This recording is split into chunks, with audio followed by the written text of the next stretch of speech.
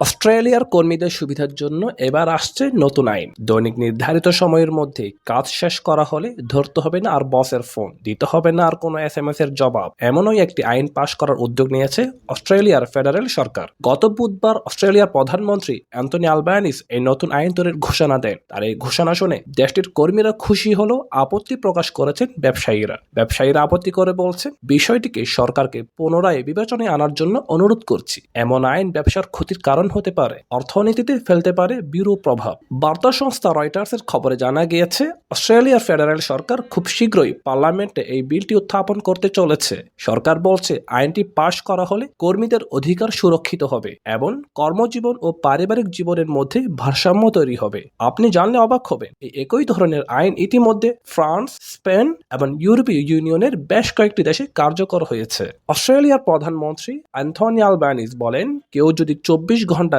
কাজ করার বেতন না পান, তবে সে কাজের নির্ধারিত সময় ছাড়া বসের ফোন বা মেসেজ এড়িয়ে চলার অধিকার রাখে। তিনি আরো বলেন, চলতি সপ্তাহের শেষের দিকে এই আইনটি পার্লামেন্টে উত্থাপন করা হবে। আইনটিতে স্থায়ী কাজ ও অস্থায়ী কাজের সুস্পষ্ট বিধান দেওয়া থাকবে। এছাড়া ট্রাক চালকদের জন্য ন্যূনতম বেতন কাঠামো যুক্ত করা হবে এই নতুন আইনটিতে।